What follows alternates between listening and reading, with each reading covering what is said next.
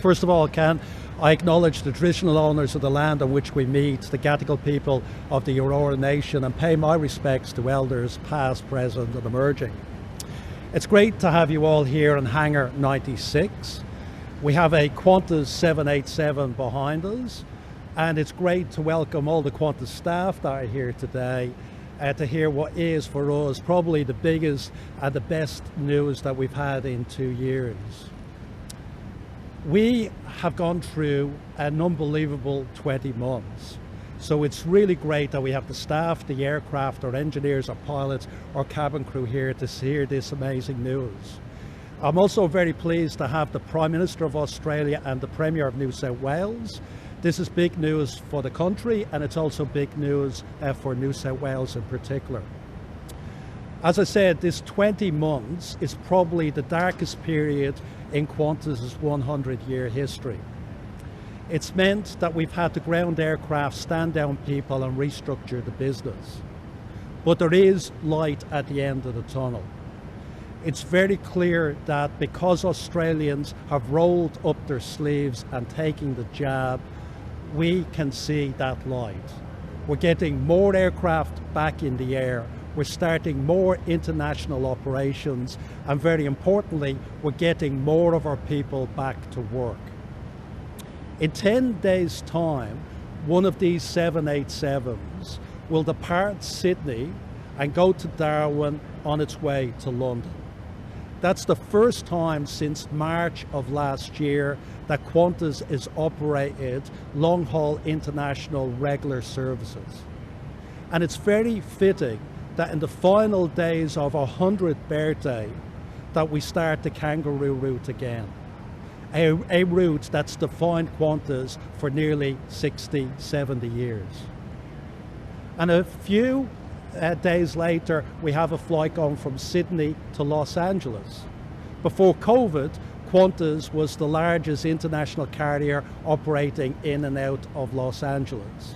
So having that starting again is a great step on our recovery back to a post-COVID world.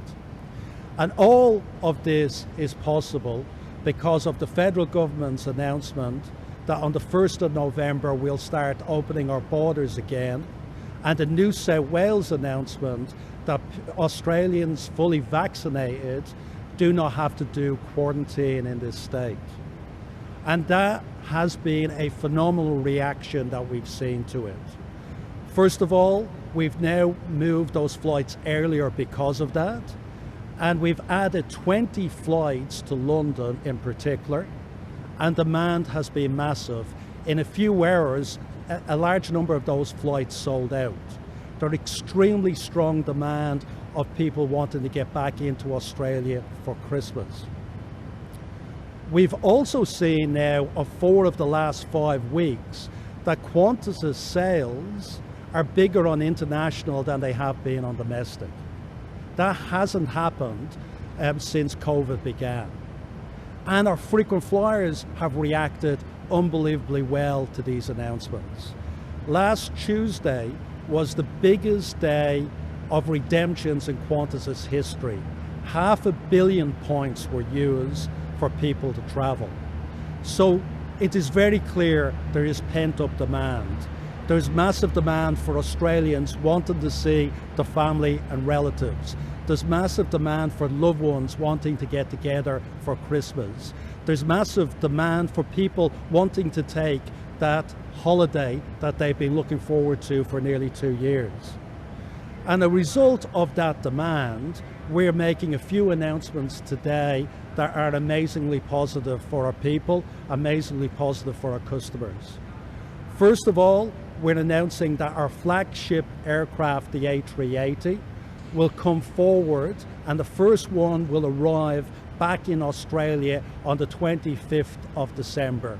A great Christmas present for our people.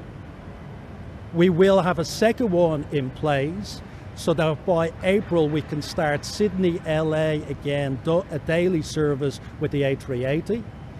Now, only 3 months ago, we were planning to keep those aircraft in the desert until December 23. That's how fast things are moving and how optimistic we are about the demand, that we're bringing 2 of them forward into April of next year, 1 of them based before Christmas for training of our crew. Secondly, we're announcing that we're bringing forward the start date of 5 important markets. We're bringing Singapore operations from Sydney forward till the end of November. We're bringing forward services to Fiji to early December. And we're bringing forward services to South Africa, to Johannesburg, to early January, and to Phuket and Bangkok to middle of January. Some of those services are being brought forward by over 3 months, again, because we expect that there's significant demand for them. And we're in dialogue with the Indonesian government about opening up Bali for Australians that are fully vaccinated so that they don't have to go into quarantine. Jetstar was the largest carrier operating into Bali. Australians were the largest visitors before COVID, and it'll be phenomenal news for our Jetstar people if we can operate into Bali before Christmas, which we're working at the Indonesian government to try and do that. We're also, very importantly, announcing that we're starting a new service from Sydney to Darwin to Delhi. This is the first time in 10 years that Qantas has gone back into the Indian market. We have been used to flying to India over the last few months because on behalf of the Australian government, we've done 60 repat flights. And I'd like in particular to talk and to thank our crew that are here today. A lot of them have been doing a massive amount of repat flights. Some of our crew have been continuously in quarantine. They are being separated from their families to allow Australian families to get together, to allow vulnerable Australians to get back into the country. And talking to them earlier, they're extremely excited about the opportunity to fly into Delhi on a regular basis, and that service will start in early December. We're also talking to Boeing about bringing forward 3 brand new aircraft that are in the Mojave Desert and trying to bring them forward to April of next year, which will grow our 787 fleet to allow us to do even more flying. But probably the most important part of the announcement we're making today is the implications this has for our people. We believe that the domestic borders will be opened up. We've got the announcements for Queensland, South Australia and Tasmania, and that gives us confidence to get to 100% of pre-COVID levels domestically in January and up to 120% of pre-COVID levels by April. So we're proud to announce today that all of our domestic crew that have been stood down, 5,000 people, will be back at work in early December. Great news for them and their families. And the 6,000 international crew, some of which that have been stood down since last March, will also be given the opportunity to work for us and start working again in early December. We will need the A380 crew back to do the training needed to get that operation up and running. And again, I will say all of this is possible because of what the state and the federal government have done. And I in particular want to thank the federal government and the Prime Minister for the assistance packages that they've given our people.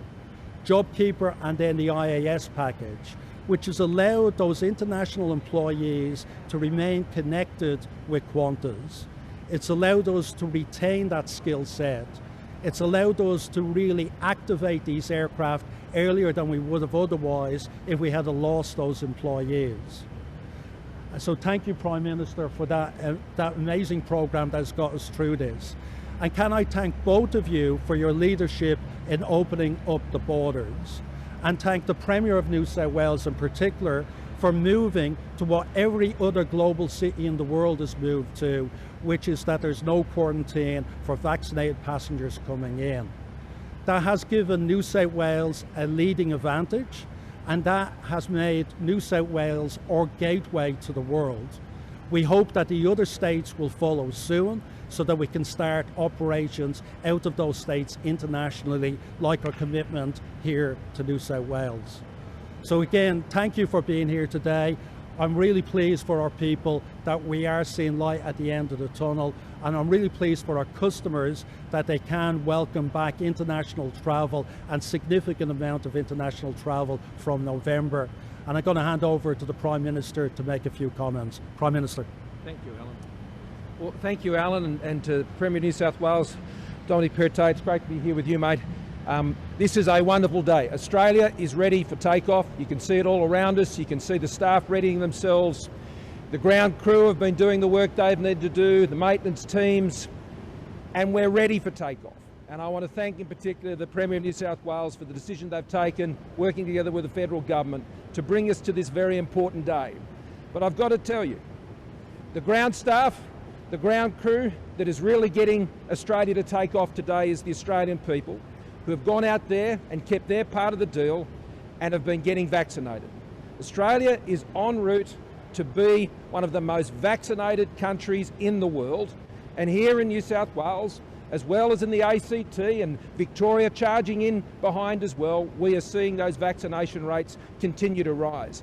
The national plan was all about opening up Australia safely so we can remain safely open, and that's what we're seeing here today. And that means planes get back in the sky. It means people go out and get their hair cut again, as I'm sure they're doing in large numbers today down in Melbourne and across Victoria. It means that families are coming together again. It means kids are going back to school. It means the reunification of our country, which I know we have all been so keen to see. And that begins with this. And that begins with the decisions that have been taken here by the New South Wales government, which I have no doubt will be quickly followed by those in other states, as we're already seeing in Victoria today. The Premier of Victoria today will be making some further announcements, and I'm looking forward to those. I know the Premier of Tasmania will be making further announcements today, and I'm looking forward to those. I won't preempt those, other than to say that the national plan is working, Australia is coming together, and we are realising the great efforts of the Australian people in rolling up their sleeves so we can move forward together and re-engage. And one of the biggest achievements that will flow from that is people will be back in work, businesses will be open again. And here at Qantas, who have done such an extraordinary job, as well as Virgin and our other airlines, in finding their way through what has been an incredibly difficult time. And I want to pay credit to you, Alan, and to Richard as chair of the board and the whole team here at Qantas and Jetstar for the amazing job you've done keeping your team together. Because one of the things we always knew going through this pandemic, that this day would come, and we had to be ready for this day. And that means our planes had to be ready for takeoff. It meant that our industries had to be ready to open again and to move forward again. That's what JobKeeper was about. That's what the Commonwealth Disaster Payment was all about. That's what the business support package that we did together here with the New South Wales government, which the Treasurer then and Premier now, and I together with Treasurer Frydenberg and the former Premier pulled together to keep Australian businesses and New South Wales businesses ready to go. So we have prepared for this day. Australians have prepared for this day. And I'm looking forward to people be able to coming back to Australia and leaving Australia as well and enjoying the things they did before. One last point I'd make before handing over to the Premier is this.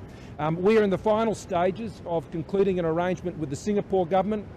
I was in a position, as you know, some months ago when I met with the Prime Minister of Singapore, Prime Minister Lee in Singapore, to set up a new arrangement which will see our borders open more quickly to Singapore. We anticipate that being able to be achieved within the next week or so, as we would open up to more visa class holders coming out of Singapore.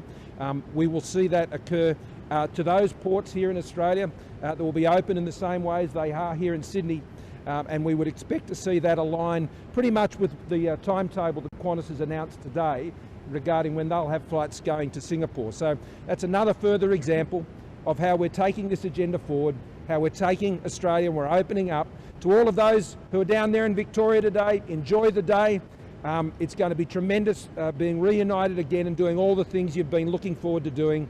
You've worked so hard for that, as they have here in New South Wales and the ACT, and together the country will open safely and stay safely open. And the person who's made such a huge contribution to us achieving that and following the national plan is the Premier of New South Wales, Dom Perrottet. Thank you, Scott. It's great to be here with the Prime Minister and with Alan Joyce. Today is a very exciting day for our state, and I think it's very much a turning point in the pandemic.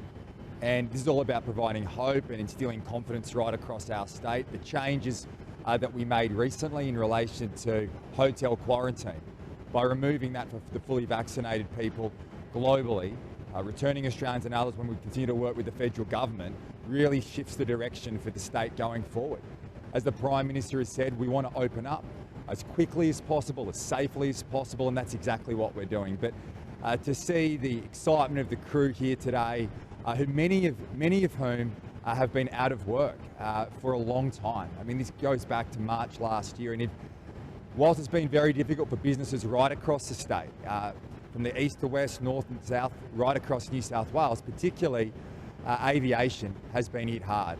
But today we're on the runway to recovery here in New South Wales, to see thousands of jobs now come back, to meet the crew who for the first time will be back into work after taking on different jobs, doing different things. It's been an incredibly difficult time, but I think this announcement today from Alan and Qantas and the team and the Prime Minister speaking then about Singapore really shows that there is hope, there is change coming, and it's an incredible turning point in this pandemic.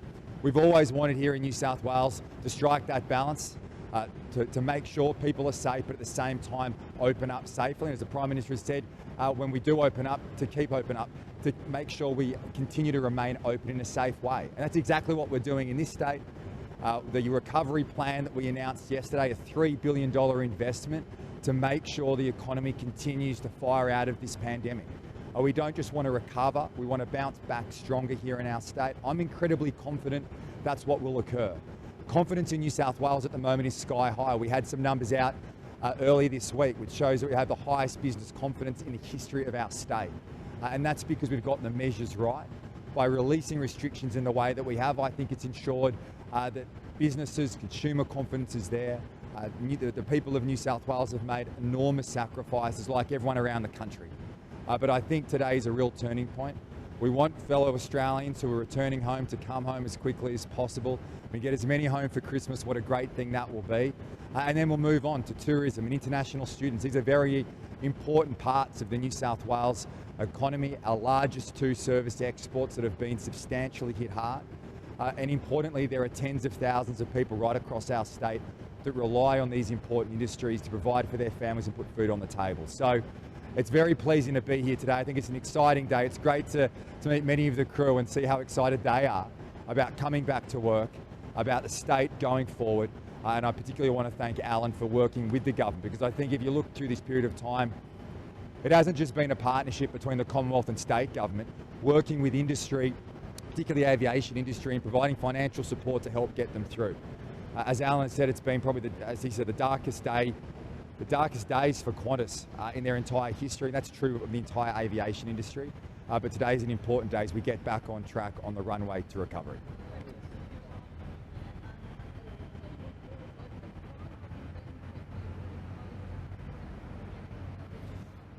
We're working very closely with the Victorian government in relation to that. In fact, I was speaking to Dan Andrews last night. We want to open up as quickly as possible. The challenge that we have is that we've set a 1 November date for travel between Sydney and regional New South Wales as those vaccination rates increase. But I spoke to the Premier last night. We want to have that border open as quickly as possible, and we'll have something to say about that shortly.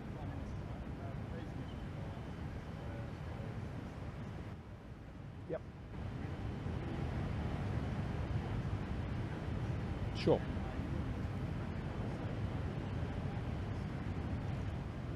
Yeah, the Premier and I are absolutely on the same page. We spoke on that very day. You're right, from the 1st of November, Australian residents, citizens and their immediate family. And I can confirm that that immediate family will include the parents of of Australian residents and citizens, and I know particularly in our Indian community that has been a very important issue for them, and I know that will be welcome, and Alan and the team will be flying them here with these wonderful new services going through Darwin. That's great news for the Northern Territory as well. And so the first step is Australians first. Bringing Australians home. There are a large number of Australians who's been looking forward to this day, and I'm looking forward to them filling the planes, coming back so they can get home first. Then we will move, having done that safely and watching that closely. This is the plan is about opening safely so we can remain safely open. And whether it's here in New South Wales or other states that move and adopt the same policies that the New South Wales government has, we need to move at a pace that the Australian public feel very comfortable with. We need to demonstrate that opening up those borders is being done safely and they can feel confident, because I want us to open confidently.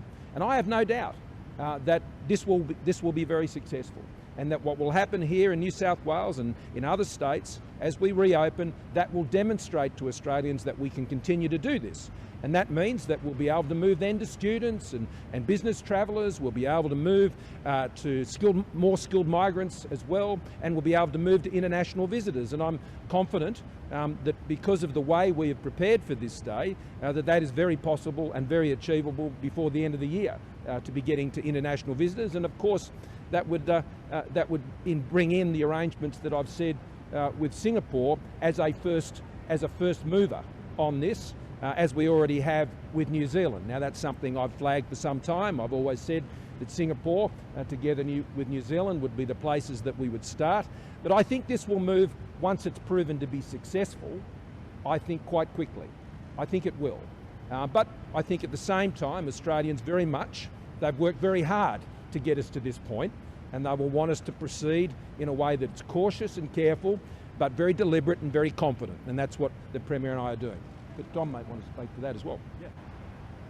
Well, certainly. I mean, and we joined the Prime Minister here in New South Wales in reiterating those sentiments. We do want to open up as quickly as possible and have as many people from around the world come and see the best that New South Wales has to offer. Particularly, though, it's important, as the Prime Minister has said, that we have returning Australians come home as first. That's obviously a clear first priority.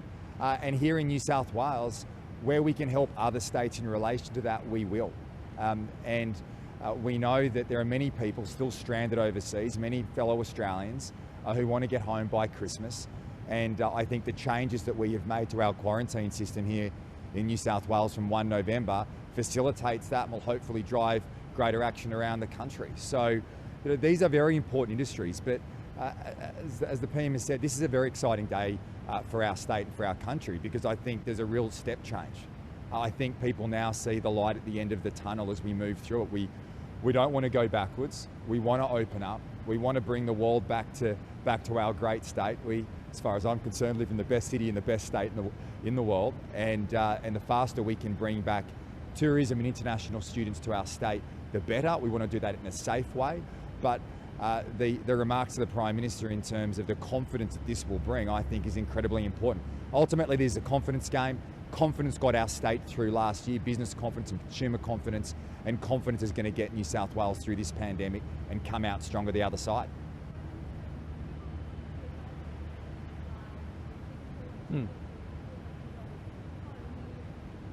Yeah.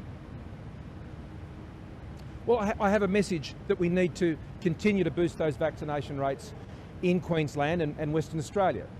South Australia will go close, I think, to 80% today on their first dose. That's welcome.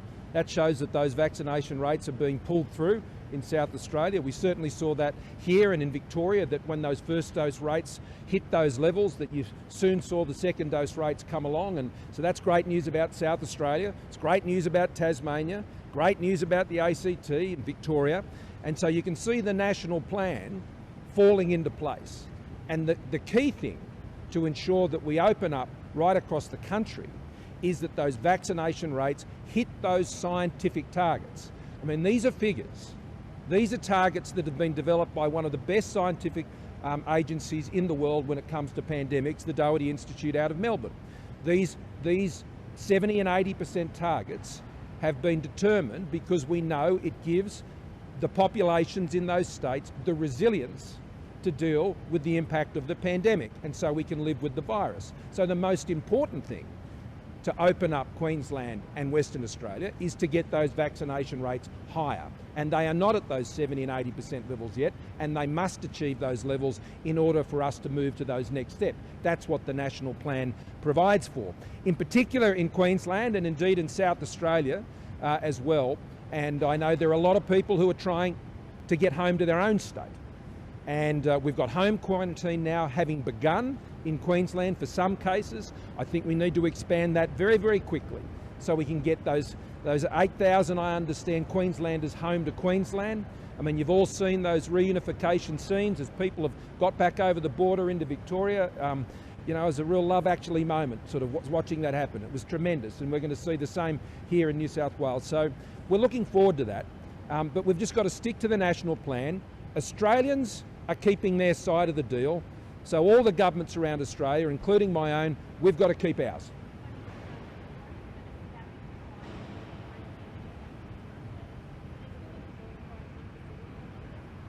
The quarantine facilities that we've committed to as a Commonwealth are about the future. They're about the future, and they're for about quite acute cases.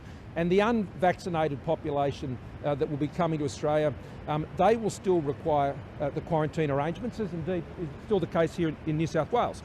And one of the days I will never forget during this pandemic was that first weekend when we had flights coming in from Wuhan. And these facilities that we're building, particularly in Melbourne, they'll be the first, will provide an ongoing capacity. This won't be the last pandemic we face. There will be other challenges in the future.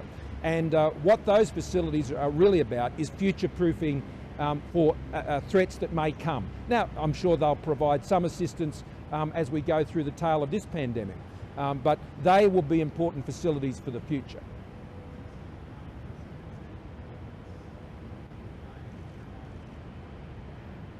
So I can't quite hear you. Yeah.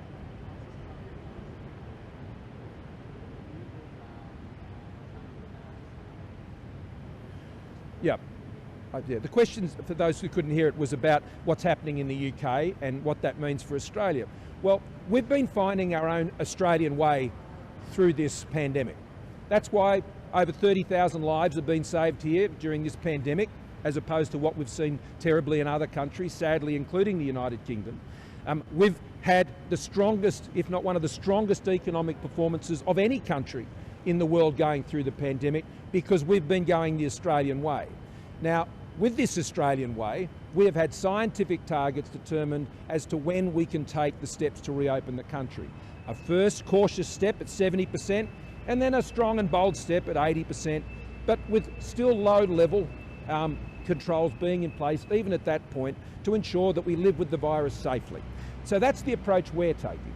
That is very different to the approach we saw in the United Kingdom, and I was there when they were going through their process of Freedom Day. They opened up fully, when there were tens of thousands of cases a day and 67% double vaccination rates. Now, that's not what we've done.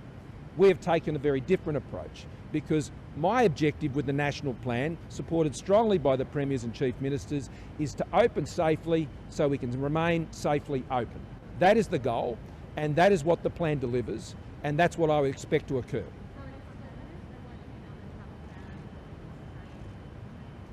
Well, I'm confident in the work that is being done and the strength of the vaccines and the take-up of the vaccines in Australia, which is going to go beyond 80%. I mean, Australia is going to have one of the highest vaccination rates in the world. And importantly, that vaccination rate has been strongest for those of the elderly population. I mean, our vaccination rates of the elderly population are extraordinary, and they are those most at risk of the pandemic. And even with our Indigenous population, where there have been many challenges. When I was in the United States and speaking to the Vice President, she spoke to me about their success with the Native American population in the United States. Our vaccination rates for Indigenous population are the same as for the Native American population in the United States. There are challenges in vaccinating Indigenous populations around the world, and our performance is consistent with what was seen there. And that comes from strong leadership within Indigenous communities and and the many programs that have been done, particularly in partnership with state governments out in the west of New South Wales, and just working together and getting the job done. So I'm confident that the national plan, scientifically based, driven by the best possible medical expertise, backed in by the strong economic policies and supports done at a Commonwealth level and a state level, means that Australia, the Australian way, will continue to show the way when it comes to the management of the pandemic.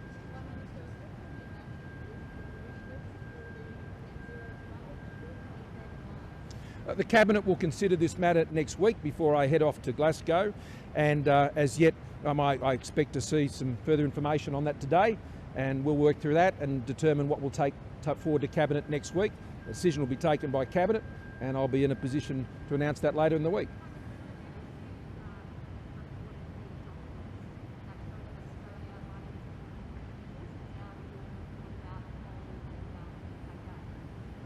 I'm not familiar with those reports. Sure.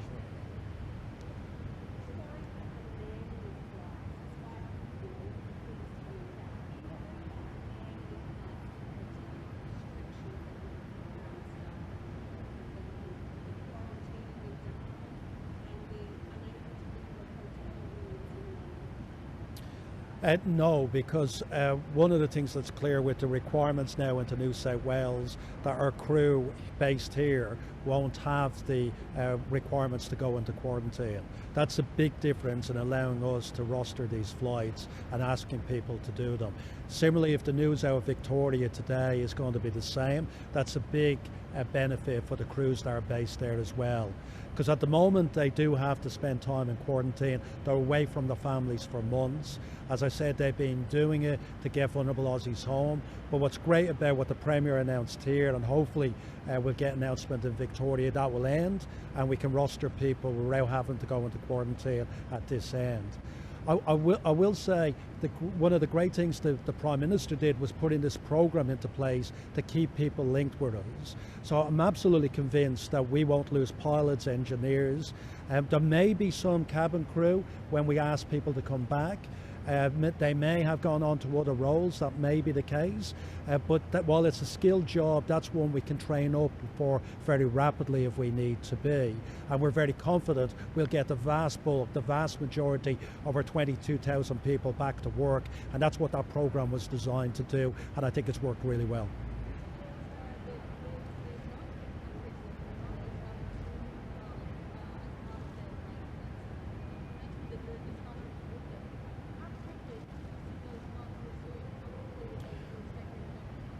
Well, that depends on the Indonesian government, because at the moment there are quarantine requirements for people to spend up to 7 days in their hotel room, which nobody's going to go to Bali to do that. So the Indonesian government is looking at, for Bali, which is highly vaccinated, of doing something similar to what's happened here in New South Wales. And if that happens, where you're in the resort, you can spend a couple of days there before you get access to the general community, we will do something very fast and very big. And as I said, Jetstar Garrett's operation into Bali was the biggest operation of any airline, that's amazing, into Bali. They need Aussies there to rejuvenate their tourism industry, and we were happy to help with that. And we're hoping to get Aussies with the opportunity to get back in before Christmas, but it will be in the early new year at the latest, I think. And we've got aircraft ready to go. We've got Jetstar pilots and cabin crew ready to operate, which will be great news for them. Just on that, Alan. I was going to say, I'll be seeing President Widodo this next weekend, after this one at the G20. This has been a regular matter that's come up in our discussions over the course of the pandemic about when we can have travel to Indonesia going again. And I think that provides another opportunity, I think, to take up the issues. I mean, there's a lot of great discussion that's going backwards and forwards between officials, and all countries as they're opening up will be working through this. I mean, one of the most important things that we have to work through, particularly in November, which I know the Premier is aware of, and that is the international vaccination certificates. I mean, from Australia's point of view, they're rock solid. 320,000 have been downloaded, Alan, so that's 320,000 customers who are getting ready to go and excited about that.